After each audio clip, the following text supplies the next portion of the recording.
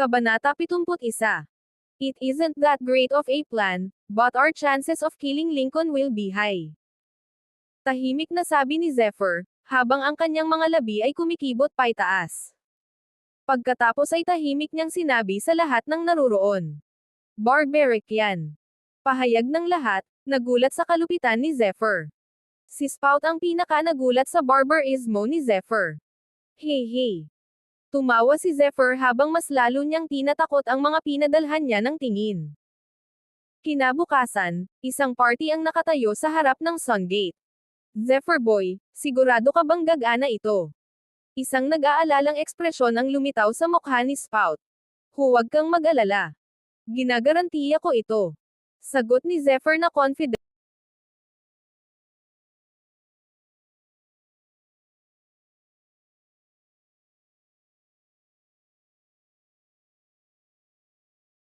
Kabanata 71.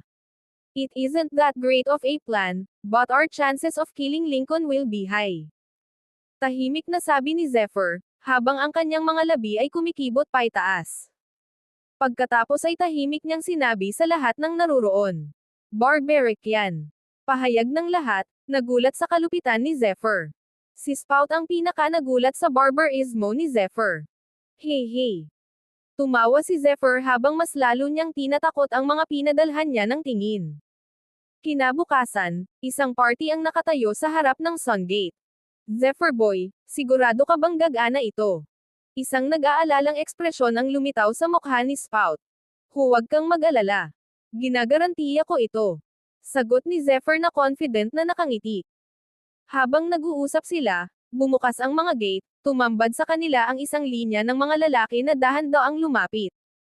Ang pinuno nila ang unang nagsalita, o kung hindi si Lord Spoutcan mismo. What brings you here, my good sir? Nasa 50s na siguro ang lalaki, bilog ang ulo at malaki ang tenga, pumupuri sa mataba nitong pangangatawan. Nakakadiri tingnan ang mataba niyang mukha. Gayunpaman, alam ni Zephyr na may higit pa sa kanya kaysa sa kanyang hitsura, dahil naglabas siya ng malaking kapangyarihan. Sa paghusga mula sa kanyang mga salita, mukhang marami siyang alam sa negosyo ng kan, na nagpapatunay na ang kanyang mga espesyaliya ay nasa kan pa rin. Hey hey, Master Son, patawarin mo sana ang aking panghihimasok. Walang seryosong bagay, ang hinahanap ko lang ay isang magandang parlay sa iyo upang gunitain ang aking pagtaas sa kan, malugod na wika ni Spout, pagkatapos ay binati siya. Si Sylvester Sun ang kasalukuyang Panginoon ng Sun Clan. Para sa karamihan, siya ay walang iba kundi isang matabang B***starred, ngunit alam ni Zephyr na hawak niya ang malaking kapangyarihan sa loob. Isang lakas ng antas siyam. Sa katunayan, malapit na siyang maging agile fighter. Oh my, hindi ba yan ang kan B***starred? Bakit siya nandito? Sabi ng isang binata na tumabi kay Sylvester. Ang kanyang tingin ay walang kwenta. Tahimik. Huwag kang bastos. Saway ni Sylvester sa binata. Ibinalik niya ang kanyang tingin kay Spout na may apologetic look. Master Spout, patawarin mo sana kami. Kasalanan namin kung hindi namin dinidisiplina ang isang ito. Kahit matamis ang kanyang mga salita, marami ang makakapagsabi na hindi niya iyon sinasadya. B***star pa rin si Zephyr sa kanila. Suck. Isa siyang B***starred. Mahigit 10 taon na siyang nag-training pero strength pa rin siya sa level 4. I say it as it is. Bulong ni Sheldon Sun, tahimik. Gayunpaman, narinig ni Zephyr at ng kanyang kumpanya ang lahat. Sinama ng tingin ni Zephyr si Sheldon, ngunit wala itong sinabi. Gayunpaman, natutunan niya ang dalawang bagay mula dito. Nalaman ni Zephyr na hindi pa rin alam ng Sun Clan ang kanyang tunay na kapangyarihan. Inis kanya ang mga lalaki ng araw at pinag-isipan sila. Bago nila namalayan, nakarating na sila sa palasyo ng araw. Pagkatapos ng isang round ng pleasantries, sa wakas ay isiniwalat ni Spout ang kanyang intensyon. Master Son, naniniwala akong alam mo kung ano ang nangyari sa aking tahanan. Ipinagpatuloy niya, ilang araw na ang nakalipas, ang aming gamot na si Lincoln, ay tumakas sa bakuran ng kan. Hindi ko inaasahan na tatakas siya sa araw. Idiniin niya, si Lincoln ay isang hamak, at masamang tao. Upang maiwasan ang anumang mga isyu sa hinaharap, mangyaring payagan kaming yuzagan siya. Deklara ni Spout. Hindi mapalagay si Sylvester. Oh, this is a grave situation indeed. But you must know, importante ang medicine man. Ipinagpatuloy niya, sa isang manggagamot, ang araw ay lalago at uunlad ng mabilis. Kahit na, sa puntong ito ay pinutol ni Sheldon ang usapan. Mas mataas ang bayad sa amin ni Son kaysa sa iyo kan. Natural lang na pumunta si Lincoln sa amin. Para kay Lincoln na pumunta sa amin ay natural lamang. Ang ugali ni Sheldon Son ay wala sa linya, ang kan ay hindi nasisiyahan. Master Son, ayaw mo bang bigyan si Lincoln? Malamig na tanong ni Zephyr habang nakatingin kay Sylvester. Hey, I'm sorry, pero hindi, sagot ni Sylvester. Sige. Gayunpaman, maaari ba natin siyang makausap? Kapag tapos na tayo, ibababa na natin ang paksang ito. Papayagan mo ba? Mahinahong tanong ni Zephyr. Kumunot ang noo ni Sylvester Son, hindi sigurado sa gagawin, kinwestiyon ang integridad ng mga balibalita sa kahinaan ni Zephyr. Walang problema. Sagot naman ni Sylvester na hindi makatanggi sa kanyang kahilingan. Pinatawag niya si Lincoln. Kabanata 72. Di nagtagal, dumating si Lincoln. Master Son, ano ang gusto mo? Hindi ba sinabi ko sa iyo na abala ako sa paggawa ng agility-enabling pills at para hindi ako maistorbo? Reklamo ni Lincoln. Hey, I can't help it, Lincoln. This Lord wants to talk with you, sabi ni Sylvester, ngumiti siya at sumenyas kay Zephyr. Zephyr. Napabuntong hininga si Lincoln, biglang nawala ang kanyang pagmamataas na hakbang. Hindi ito basta-basta ni Lincoln, halos patayin na siya ni Zephyr noon. Lincoln, sa wakas nandito ka na. Bulalas ni Zephyr, tumayo siya para salubungin siya. Zephyr, minamaliit kita. Sabi ni Lincoln, bahagyang namutla ang kanyang mukha, bagaman ang kanyang boses at ugali ay mabagsik. Habang papalapit si Zephyr kay Lincoln, parang hindi gaanong pala kaibigan ang ngiti nito. Biglang may lumabas na enerhiya mula sa mga daliri ni Zephyr, at mabilis itong pumasok kay Lincoln nang walang nakapansin. Master Son, hindi mo ba talaga ibabalik si Lincoln sa amin? Biglang napalingon si Zephyr kay Sylvester, malamig at hindi pala kaibigan ang boses. Master Zephyr, naibigay ko na ang aking sagot. Si Lincoln na ngayon ang tagapamahala ng araw, obligasyon natin siyang protektahan. Galit na sagot ni Sylvester na hindi niya tinanggap ang kawalang galang ni Zephyr. Well, wag mong sabihing hindi kami nagtanong ng maganda. Sagot ni Zephyr. Hayaan mong ipaalala ko sa iyo na si Lincoln ay hindi isang mabuting tao. Wala siyang empatiya, pagnanasa sa mga babae, anuman ang kanilang edad. Kahit isang 10 taong gulang lamang ay patas na laro. Siya ay walang iba kundi isang baboy. Nagpatuloy si Zephyr sa kanyang pagdaldal. Zephyr, how dare you? Sigaw ni Lincoln habang nakatayo roon. Master Kan, may gagawin ako. Aalis na ako ngayon.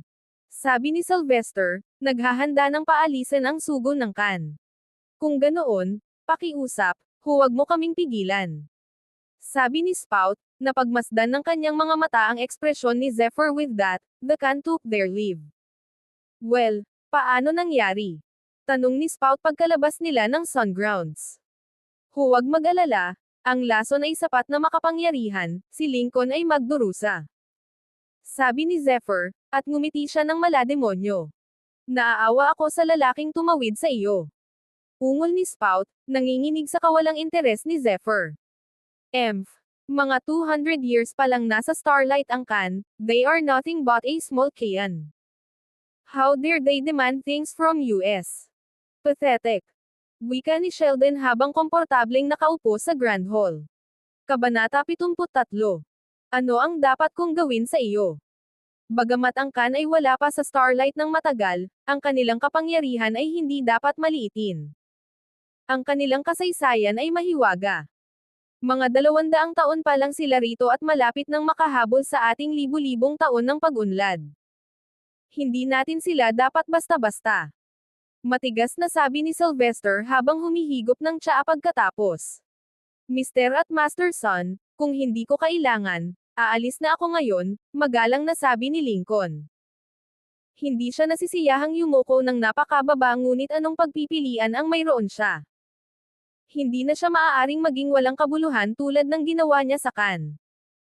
Maaari kang umalis, sabi ni Sheldon. Lincoln, matalino ka sa pag-alam sa pagsunod sa araw. Hanggat ginagawa mo ng maayos ang iyong trabaho, gagantimpalaan ka namin ng malaki. Patuloy niya, binaliwala ng araw ang pagkakakilanlan ni Lincoln bilang kanilang medicine man. Oo Panginoon, salamat. Seryosong sagot ni Lincoln. Bagamat magalang si Lincoln, siya ay nagmamakaawa. Siya ay walang iba kundi isang Khan lapdog, ano ang karapatan niya upang maging karapat-dapat sa amin? Kinawian ni Sheldon nang makita niyang umalis si Lincoln. Mayroon na tayong 2 medicine men, kung hindi dahil sa pangangailangan nating pabagsakin ang Khan, hinding-hindi natin siya tatanggapin. Gayunpaman, hindi pa natin dapat ipaalam sa ating mga kaaway ang ating tunay na intensyon, sagot ni Sylvester. Damn the sun. Hindi man lang nila kinilala ang kadakilaan ko. Ako ay walang iba kundi isang kasangkapang Khan sa kanila, sa impyerno kasama nila. Nagmura si Lincoln pagkalabas niya ng bulwagan. Gayunpaman, ang pag-iisip ng pagiging isang agile ay humantong sa kanya upang pakalmayan ang kanyang mga ugat. Kapag naabot ko ang isang agile, hindi na ako muling titingin sa akin ng araw.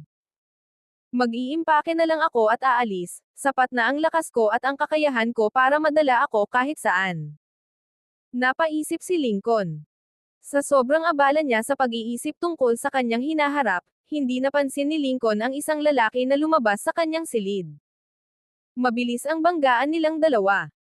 Ang taong kumatok sa malakas at solidong katawan ni Lincoln ay hindi napigil ang mapasigaw sa sakit. How dare you? Wala ka bang mata?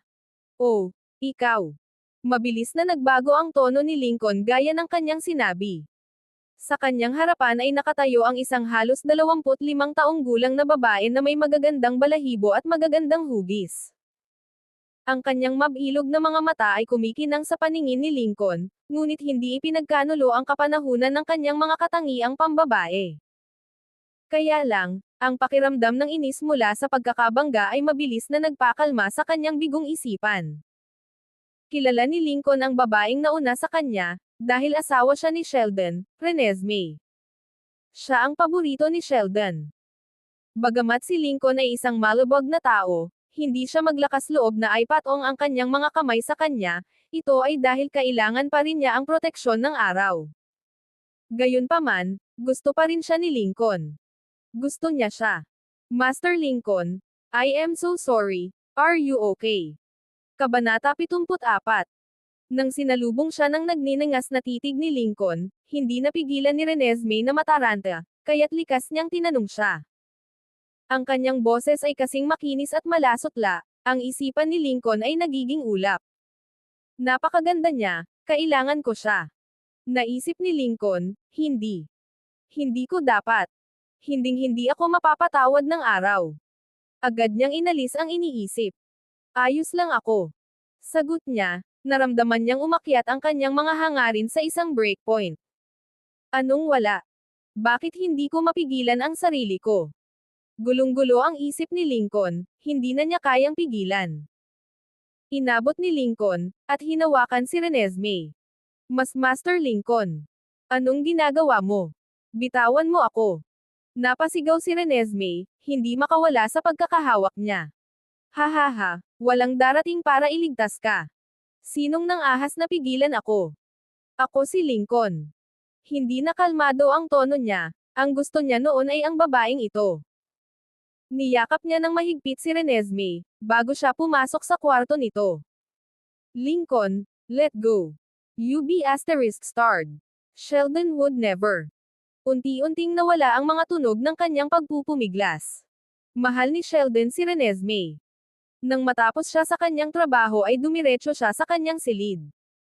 Pagdating niya sa kanyang pintuan, nakarinig siya ng hindi kanais-nais na ingay mula sa loob. Ano? Renesmee. Agad na nagbago ang ekspresyon ni Sheldon nang buksan niya ang pinto. Marahas na bumukas ang pinto, binagsak nito ang pader para makita ang hindi magandang tanawin. Sa sandaling nahawakan ni Sheldon ang kanyang sarili, ang kanyang galit ay hindi nasusukat. Lincoln. Ang C***ant mo. Sigaw niya, umalangaw ang boses niya sa buong palasyo ng araw. Sa labas, naghihintay si Zephyr at ang kumpanya, nakikinig sila. Hey, this is going better than expected. Napangiti siya nang marinig ang sigaw ni Sheldon. Ang lupit. Bumantong hininga si Spout at ang kanyang mga tauhan, na muling pinaalalahanan ang kanilang sarili na huwag silang tatawid kay Zephyr. Zephyr my boy, how did you know Lincoln would? Curious na tanong ni Spout. Si Lincoln ang medicine man ngayon ng Sun, magkakaroon siya ng sariling istasyon, walang duda. Malamang na inilagay ang kanyang quarters malapit sa mga importanteng tauhan ng Sun. Bilang pagbibilang sa hypothesis na ito, kaya ko siya binigyan ng lason na iyon. Kapag nagkabisa ito, siguradong papatayin sila ni Lincoln, one way or another, sagot ni Zephyr, sa katahimik na tumawa sa galit na sigaw ni Sheldon. Gayunpaman, hindi ko inaasahan na makikita ni Lincoln ang asawa niya. Sok-sok. Nang makita ng kanyang kumpanya si Zephyr na tumatawa, nanatili silang nataranto kung ano ang magiging reaksyon.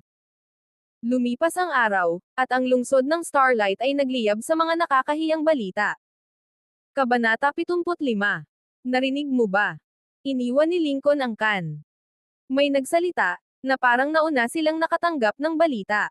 Shows what you know. The can let him go on purpose. Alam mo ba? Pagkaalis ni Lincoln, pumunta siya sa Sun. Sabi ng isa. Naging sanhi ito ng debate. Plus, and I bet hindi mo alam ito. Patay na si Lincoln.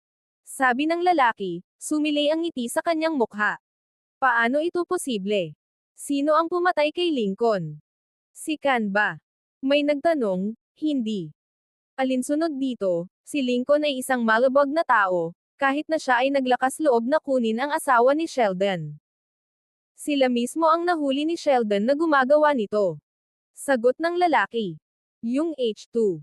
Hindi naman pwedeng totoo yun, di ba? Kawawang Sheldon.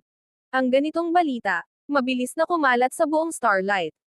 Halos lahat ay napag-usapan na ang tungkol sa iskandalo na ito. Bago nila namalayan, ang araw ay mabilis na naging biro ng bayan. Balik sa palasyo ng araw, maririnig ang galit na mga tahol ni Sheldon. Labas. Labas kayong lahat. Utos niya sa kanyang mga katulong at bantay. Nagmamadaling tumakas silang lahat palabas ng bulwagan. Si Sheldon na ngayon ang usapan. Itinapon niya ang lahat mula sa kanyang mesa, at pinagdurog-durog. Ito lang ang bahagyang nagpakalma sa kanya. Ang bawat pag-iisip niya tungkol kay Lincoln kasama ang kanyang asawa, ay nagpadala sa kanya sa isa pang galit. Kinuha ni Sheldon ang isang plorera, ibinalik iyon, handang ilabas ang kanyang galit. Sheldon son, hanggang kailan mo ito itatago? May galit na boses ang dumating. Pare, ako na ngayon ang bigat ng bayan. Pwede bang huwag mo akong pawiin sa galit ko? Alam mo ba ang nararamdaman ko ngayon?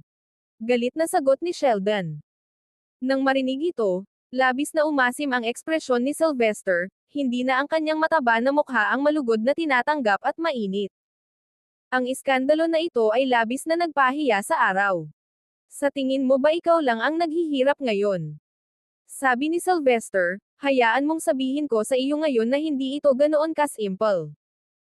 Kilalang kilala ko si Lincoln, isa siyang duwag sa puso. Hindi siya mangangahas na gawin ang ganitong bagay. Patuloy niya. At saka, noong matagpuan siya, tulala si Lincoln. May ginawa sa kanya. Malamig ang tono ni Sylvester. Pare, sinasabi mo bang may sumasabotahe sa atin?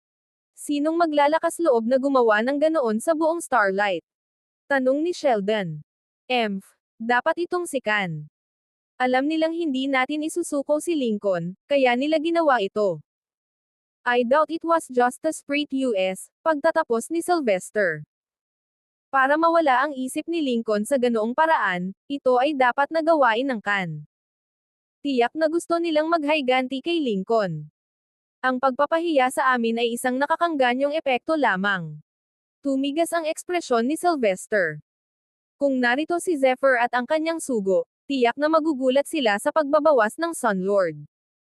Dapat ang Khan. Ama, hindi natin sila dapat patawarin. Pagbabayaran ko sila sa pagpapahiya nila sa akin. Sumigaw si Sheldon, huwag kang mag-alala, nakapaghanda na ako. Hindi na magtatagal, magsisisi ang Khan sa pagtawid sa atin. Sabi ni Sylvester, nakakuyom ang mga ngipin at kamao. Lumipas ang 3 araw. Nagtipon si Typhon, Spout at ang iba pang mga pinuno ng Khan sa kanilang debate hall. Kabanata 76. Sinimulan ni Spout Khan ang talakayan na may tame time na tono, sa loob lamang ng 3 araw, ang aming supply ng mga spirit pill ay naubos na ng malaki. Ang demand ng clan para sa mga tabletang ito ay tumataas. Kung hindi tayo makakahanap ng paraan para makaalis dito, ang paglaki ng Khan ay lubhang maaabala. Tumanggo si Typhon bilang pagsang-ayon, oo, bagamat inaasahan na namin ito mula pa sa simula, hindi namin inisip na ito ay magiging ganito kalala. Isang pinuno ng Khan ang nagsalita, bagamat wala tayong tagagamot, dapat na sapat ang kapalaran ng Khan upang makakuha tayo ng ilan para makuha natin. Bagaman, kakailanganin natin ng bagong gamot sa lalong madaling panahon. Tumanggo si Typhon, yes, this will do. Mapait na ngumiti si Spout, masyadong simple ang nakikita ninyong lahat. Tinitigan niya ang lahat, halos lahat ng nasa Starlight, maging ang mga naglalakbay na mga ngalakal, ay ayaw nang makipagkalakalan sa Khan. Ibig sabihin, kahit na may pera kami, hindi na kami makakakuha ng kahit anong pills kahit saan. Agad na nagbago ang ekspresyon ng Typhon, damn it. Ito ay isang mahalagang bagay. Kung mawawalan tayo ng supply ng tableta natin, malapit na tayong maabutin ng ibang mga angkan at pagbabantaan tayo. Hindi magtatagal, malapit nang ma-annex ang Khan. Tsaka, dapat may conspiracy na nangyayari, bakit hindi tayo ibenta ng mga mangangalakal? Nagpatuloy ang bagyo. Ito ay dapat na isang plano ng Sun Clans. May nagpahayag mula sa malayo. Walang duda. Ang araw lang ang makakapagbayad ng ganito sa mga mangangalakal, walang ibang angkan ang maglalakas loob na gawin ito sa atin, dagdag pa ng isa. Sa pakikinig sa debate, hindi maiwasan ni Zephyr na sumimangot. Kahit na ang mga gamot na lalaki ay madalas na iginagalang, sa kasalukuyan ay hindi sapat sa Starlight. Karamihan sa kanila ay kinuha ng araw noon pa man. Isang solemn na nahangin ang bomb-aha sa Khan Hall. Walang magawa si Spout para mabusog ang mga buntong hininga at pagkabigo ng kanyang mga angkan. Kahit na siya ay isang agile, hindi siya maaaring gumawa ng mga table tasks. Napansin ni Typhon ang pananahimik ni Zephy. Tanong niya, Zephyr anak ko, ano sa tingin mo ang dapat nating gawin? Walang nagawa si Typhon kundi magtanong ng walang laman, gayunpaman, nakuha nito ang atensyon ng lahat ng pinuno kay Zephyr. Bagamat bata pa ang kanyang edad at katamtaman ang kanyang katawan, naglabas siya ng hindi makajos na aura. Mula sa wala kundi isang B** starred hanggang sa antas na siya ngayon, alam na ng marami na ngayon ay umaasa na lamang at minamaliit ang batang tagapagmana. Halos lahat ay nag-isip na si Zephyr ay may plano na ilabas ang Khan sa rot na ito.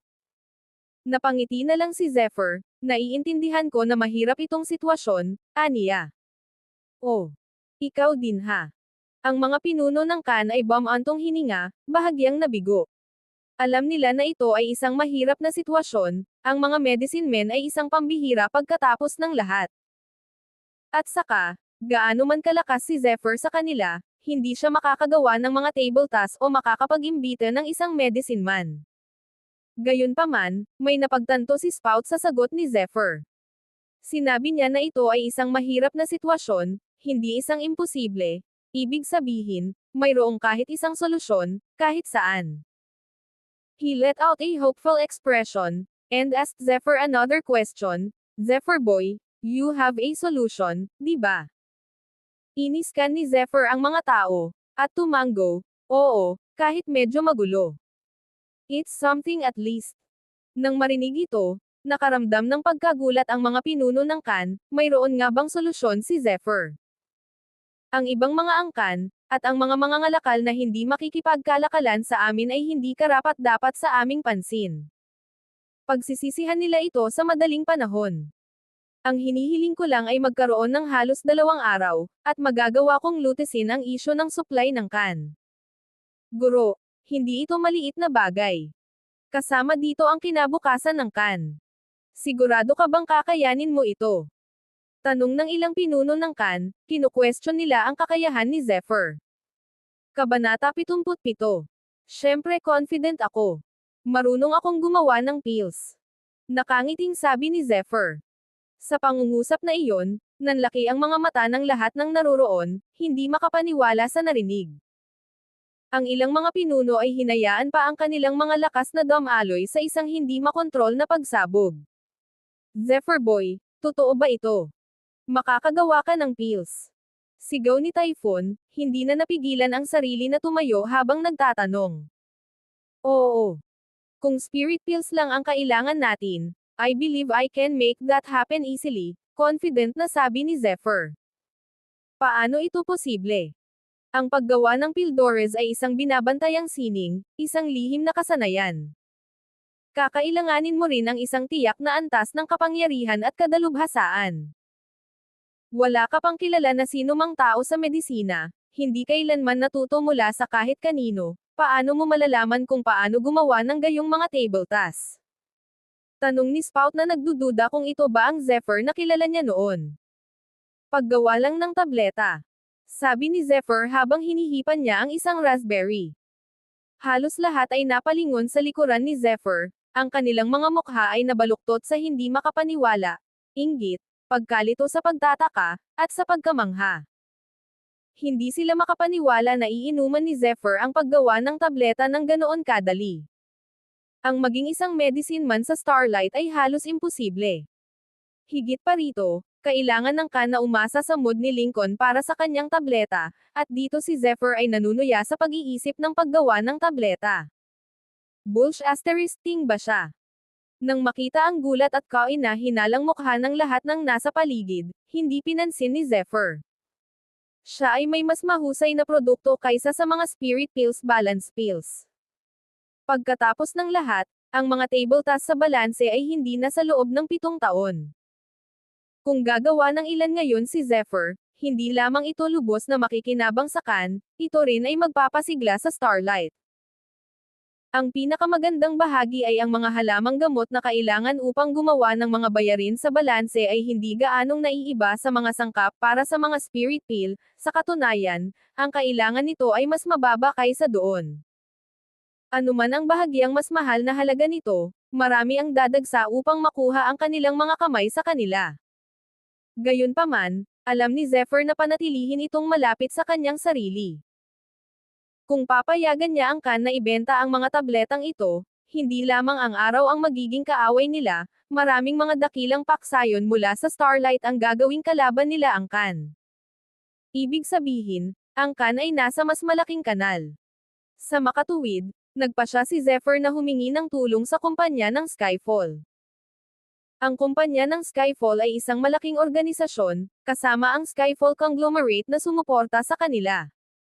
Sa pamamagitan ng kumpanyang Skyfall, kikita si Zephyr ng malaking tubo.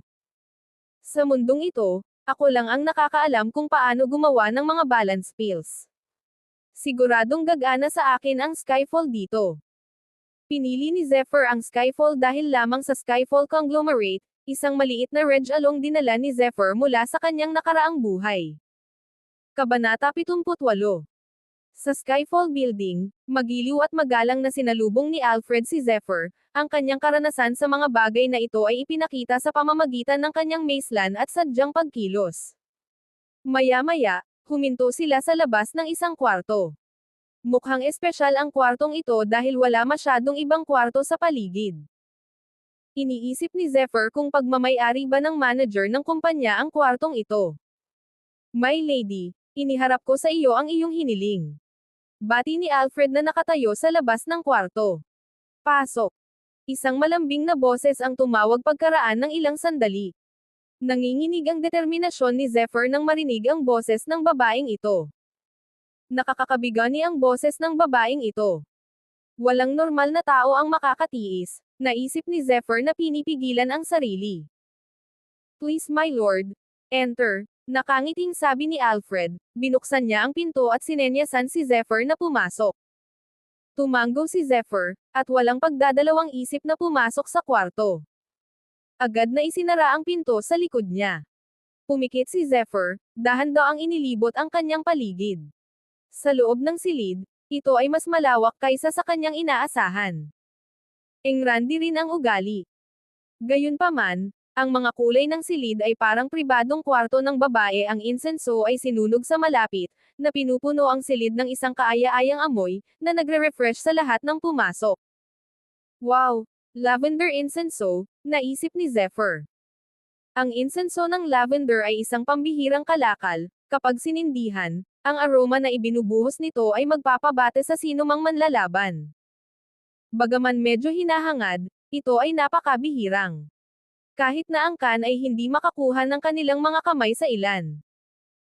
Matapos makabawi mula sa insenso, muling pinagmasdan ni Zephyr ang kanyang paligid, napansin niya ang mahusay na pagkakayari at halaga ng lahat ng mga kasangkapan.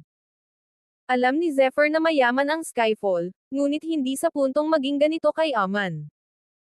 Karamihan ay nag-aakala na ang kan ay hindi nalalabas sa trench na ito, para lamang ma-annex ng ibang clan. Sino ang nakakaalam na ang kan ay mayroon pa ring trump card, kayong mga lalaki ay puno ng mga sorpresa. Tawag ng malumanay na boses.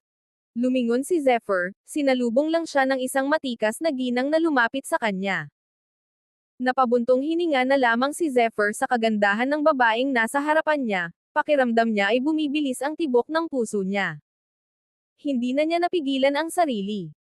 Ang babaeng nauna sa kanya ay may balat na kasing kinis at may kantab na gaya ng jade, kakisigan na walang katulad, mga matang sumisipsip ng kaluluwa. Ito ay kagandahang walang katulad. Bagamat mukhang nasa 20s pa lang siya, mature at divine ang kanyang aura. Isang tingin lang ang kailangan ng mga lalaki sa kanya para tuluyang mabigani. Maging si Zephyr, na hindi naman mahina ang pag-iisip, ay napalakas ang paghinga, halos gusto na niyang lumuhad sa harapan ng ginang. Kabanata 79. Siguro isa siyang diwata. Naikuyom ni Zephyr ang kanyang mga kamao at pilit na pinipigilan ang kanyang pagnanasa. Nanambalik ang kanyang kalmado. Ikaw ba ang manager ng Skyfall? Tanong ni Zephyr habang inalis ang tingin sa kanya. Hindi inaasahan ng babae na magkakaroon ng ganoong kontrol si Zephyr. She pursed her lips, softly and spoke, "Yes, I am. What you want of us is too big an order, needing me to personally meet you. Please, sit." Inabot niya ang kamay niya at sinenyasan si Zephyr na maupo at mag-chat. Gayunpaman, ang kanyang maliit na kilos ay sapat na upang halos ipadala si Zephyr sa gilid, pinilit niyang maupo ang kanyang sarili. Pagkatapos, binuhusan siya ng ginang ng isang tasa ng tsaa. Paano ko kayo haharapin, ma'am? Tanong ni Zephyr sabay abot ng cup niya. Alam ni Zephyr na siya ay nasa ilalim ng kanyang mapang-akit na spell, kung hindi niya makokontrol ang kanyang pagtitimpi, tiyak na mabibili siya ng maikli. Ma'am. How quaint. You should call me Miss, instead. Dismayadong sabi niya. Hey, di ba business lang ang pinag-uusapan natin? How I address you shouldn't be that big deal, right? Tawa ng tawa si Zephyr. Nang makita ang malinis na kalmado ni Zephyr, hindi naiwasang mabigla ang manager kung paano magkakaroon ng ganoong kalakas na paghahangad ang isang batang lalaki. Alright. My name is Jade, remember it? She said through pursed lips. Such cute features made Zephyr struggle hard. Mabilis niyang iniwas ang tingin niya, kung hindi, mahuhulog siya ng husto. Gayunpaman, ang kanyang mga mata ay nahulog sa mga payat na binti ng ginang sa harap niya. Nakatali siya ngayon. Oh my, ganun ka ba kainteresado ang mga paa ko? Mapaglarong tanong ni Jade, Ang mapupulan niyang labi ay pumulupot sa inaasam-asam. Nako! Isip ni Zephyr, napagtanto niya kung gaano siya karanasan dito. Biglang bumalot ang init kay Zephyr nang iangat niya ang ulo niya na sinalubong ng tingin ni Jade. Parang ang pinakamagandang bagay sa mundo ay nandoon sa harapan niya. Siya ay nahuli. Bata, ang iyong mga balance pills ay nasuri na ng aking kumpanya. Ito ay tulad ng sinasabi mo, makapangyarihan. Paano mo gustong gawin ito? Nakangiting sabi ni Jade kay Zephyr. Si Zephyr ay unti-unting nawawalan ng malay, ang kanyang mga proseso ng pag-iisip, ang kanyang pangangatwiran. Wait, hindi. Ako ay nasa ilalim ng isang spell. How dare she? Kumunot ang noo ni Zephyr nang maisip niya, he realized that her seduction is a spell really. Pagpasok niya sa kwarto ay nakulong siya. Ang palamuti, ang insenso, lahat ay maingat na binalak. Maging si Jade mismo ay sapat na upang gawing masunurin ang sinumang lalaki, lalo na sa ganoong kapaligiran. Mabilis na inilabas ni Zephyr ang kanyang might, pinasabog ang mga enerhiya sa loob niya, at pinadala ang kanyang dalawang kaliskis sa isang dagandong. Sa isang pagsabog ng kanyang draconic energy, hinaypan ni Zephyr ang ambon na bumabalot sa kanyang isipan, pagkatapos ay nagbigay ito sa kanya ng buong kailanawan sa sitwasyon.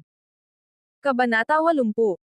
Ang might ay isang sinaunang daan, isang diskarte sa mga diskarte, isang kasanayan sa mga kasanayan, paano ito magbubunga sa isang mababang seduction spell. Si Zephyr ay masyadong pabaya kanina, ngunit huwag mag-alala, dahil mayroon siyang paraan upang iwaksi ang spell ng pang-aakit. Halos walang magawa ang daan. May idea ka ba? Tanong ni Zephyr na mas relaxed na tono this time. Sinilip ni Zephyr kung ano ang gagawin ng manager na ito. Oh. How about 30 hanggang 70 deal? Kung sasabihin mo sa akin ang recipe, bibigyan kita ng 30% ng kita. Sagot ni Jade, confident at playful ang expression niya. Although she casted her spell, the offer she's giving is not half bad. Isip ni Zephyr, nung una naiinis siya, pero ngayon satisfied na. Pero syempre, mas gusto pa ni Zephyr, he had seen through her seductive ways after all. 30 hanggang 70. Ungol ni Zephyr. Oo, ano sa tingin mo? Tanong ni Jade habang nakapout sa mukha niya. Ang kanyang pinagbabatayan na ekspresyon ay masaya, sa kanyang pananaw, si Zephyr ay nahulog na sa kanyang spell. Papayag siya sa kahit ano. Ang kan ay walang ibang gamot man maliban sa taksil na si Lincoln. Gayunpaman, ang mga epekto ng kanyang mga balancing table task ay nakakagulat na mabuti. I wonder kung sino ang gumawa sa kanila. Sa isip ni Jade, nag-iingat sa batang nasa harapan niya. Bagamat maaaring gumana ang kanyang spell kay Zephyr, kailangan pa rin niyang kumbansihin ang medicine man behind the pills. Kung hindi, walang bisa ang trade deal na ito. Kahit na ang kumpanya ng Skyfall ay prestihiyoso, hindi sila kumikita ng malaki mula sa isang galit na gamot na tao. Biglang tumayo si Zephyr. Ano? Napabuntong hininga si Jade, natigilan siya sa ginawa ni Zephyr. Ang mga nasa ilalim ng kanyang spell ay hindi makagalaw ng kusang loob. Sa kanyang pagkabigla, lumapit si Zephyr sa kanya, at tinitigan ang kanyang mga mata. Sumili ang kanyang mga labi ng nakakalokong ngiti. Hindi ba siya enchanted? Sa isip ni Jade, nabigla sa kanyang kaibuturan. Gusto niyang sumigaw, ngunit bago pa niya magawa ay nakagalaw na siya ni Zephyr. May kung anong na-trigger sa loob ni Zephyr habang nakatitig sa matamis na labi ni Jade. Bago niya namalayan ay nakipaghalikan na siya sa kanila. Manam. Ma'am. Parang tumigil ang oras. Nakatitig lang si Jade kay Zephyr na hindi makapaniwala. Nablangko ang isip niya. Ang dating kalmado at composed seductress ay ngayon ay dilat na ang mata at paralisado. Nakalok ang mga labi ni Zephyr. Wala na si Zephyr sa kanyang spell. Ito ang lahat ng kanyang ginawa. Masyado siyang naimpluwensyahan ng kagandahan ni Jade. Tanga lang ang magpapasa sa isang tulad niya. Inaaliw ang sarili sa mga kadahilanang ito, hindi nakaramdam ng pagsisisi si Zephyr. Nang maramdaman ni Jade ang mga butones ng kanyang blouse ay nagsimulang matanggal, siya ay nag-react. Biglang nagbago ang ekspresyon ni Zephyr, mabilis itong sinundan ng paglayo sa kanya. Naramdaman niya ang sakit ng kanyang dila na walang katulad, at hindi nagtagal ay nalisahan niya ang dugo sa kanyang bibig. Nakagat ni Jade ang kanyang dila. Ikaw. Sinama ng tingin ni Jade si Zephyr, hindi makapagsalita dahil sa galit. Kahit galit siya, sumili pa rin ang kagandahan niya. Zephyr. She gritted her teeth at sumigaw. Kaya lang, nanakaw ang first kiss niya. Paanong hindi siya magagalit? Miss Jade, ito ang recipe ng pills. 10,000 balance pills lang ang kailangan ng Skyfall sa Can monthly, kasama ang 30% ng kita mula sa mga pills na ibibigay sa akin. Yun lang, mag-leave muna ako. Umalis siya pagkatapos ihagis ang recipe sa lupa. Tapos na siya dito.